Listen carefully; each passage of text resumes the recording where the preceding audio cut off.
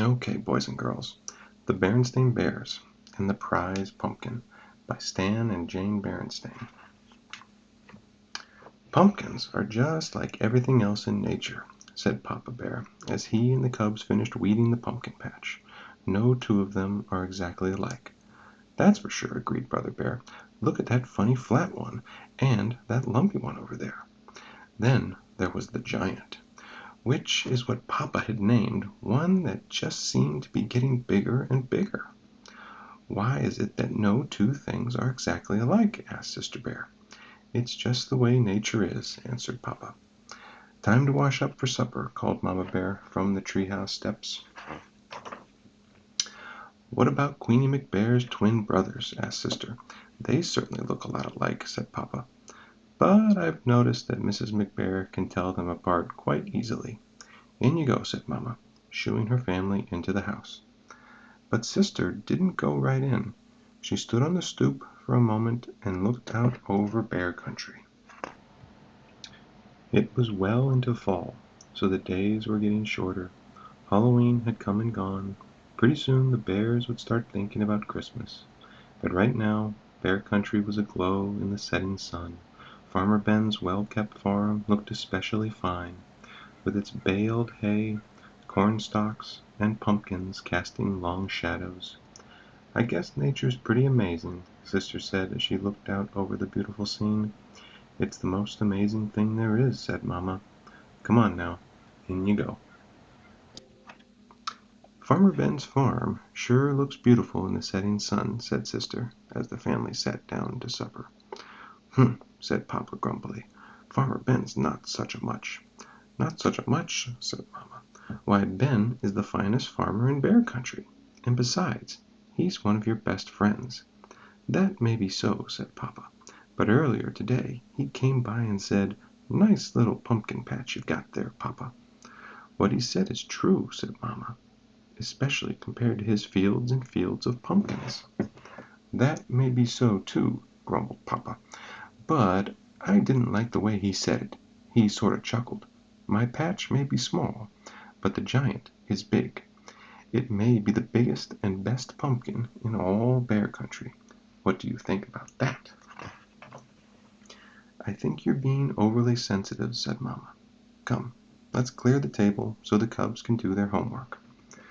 Brother and Sister sighed as they spread their books out on the table. "What's that all about?" asked Papa. "Oh, I was just thinking," said Brother. "With Halloween over and Christmas almost 2 months away, there's nothing to look forward to." "That's right," added Sister. "Nothing except lots of homework." "Oh, is that so?" protested Mama Bear. "It just so happens that there's something very important to look forward to, a very special holiday called Thanksgiving. That's when we give thanks for all the wonderful—" "Your mamma's absolutely right," interrupted Papa. He pointed to a notice in the evening paper. It said, "Don't forget this year's Thanksgiving festival. Entry blanks for the big pumpkin contest available at City Hall."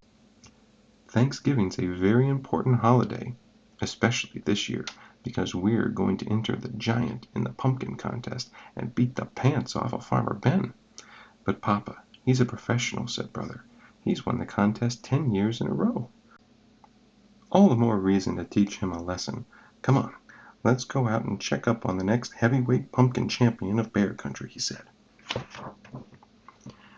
Now it was Mama's turn to sigh. Thanksgiving was about giving thanks, not beating the pants off of Farmer Ben. "Isn't it beautiful?" Papa said after they admired the giant. Across the road they could see a field of Ben's pumpkins. There were lots of fine ones, but none that measured up to the giant. "There's homework to be done," called Mama Bear from the house. As they left, the cubs asked Papa, "Aren't you coming in?" "Nope," he said. "I'm going to stay out here a little while and watch the giant grow." And grow it did. It grew bigger, rounder, and oranger every day. When Papa and the cubs went to City Hall to get an entry blank for the contest, they saw the place where the winning pumpkin would go on display. "We can't lose," said Papa. In their mind's eye they could see their pumpkin in a place of honor. Mama tried to remind them what Thanksgiving was really about, but every time she did, Papa would interrupt. "You'll have to excuse me, my dear," he said. "It's time to water the giant." He not only watered it on a regular schedule, and gave it special plant food, he also covered it with a blanket at night and tucked it in against the cold. One afternoon the cubs got off the school bus with something important to tell Papa, but they were stopped in their tracks by what they saw. He was talking to the giant. Mama explained that Papa had bought a book from the swindler Ralphish Ralph about how to encourage your plants to grow by talking to them.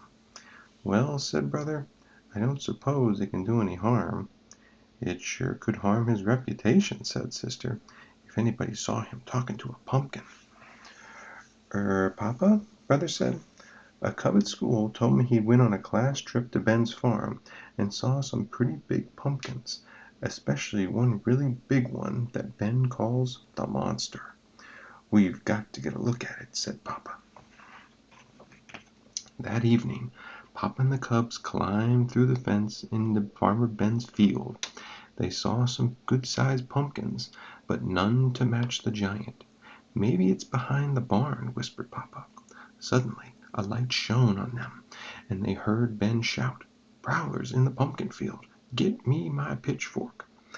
They got out of there so fast Papa tore his overalls, climbing through the fence. "What have you been up to?" asked Mama Bear when they got home. "Nothing much," said Papa. "Just strolling in the moonlight." The weekend before Thanksgiving arrived, and it was time for the big festival. The Bear family got there just in time.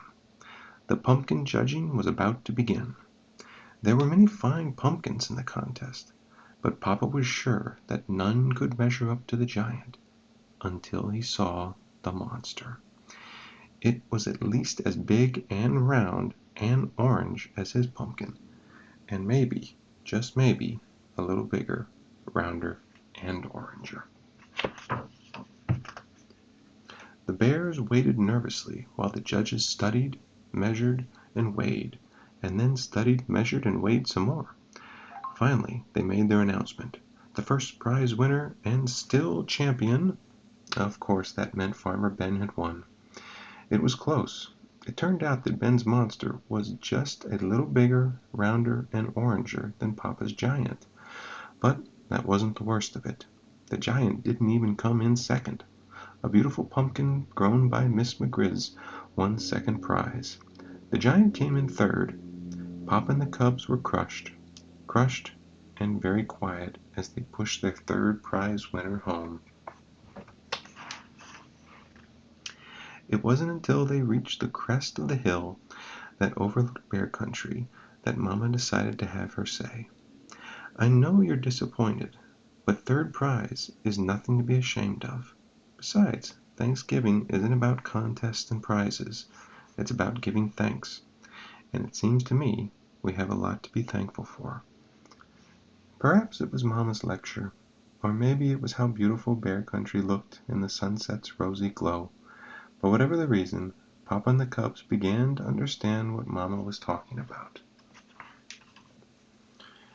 Even more so on Thanksgiving Day. After the bears gave thanks for the wonderful meal they were about to enjoy, Sister Bear gave her own special thanks. "I'm thankful," she said, "that we didn't win first prize. If we had, the giant would be on display in front of City Hall instead of being part of our yummy pies we're going to have for dessert."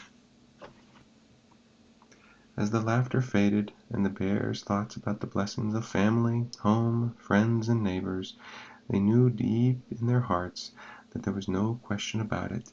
Indeed, they did have a great deal to be thankful for.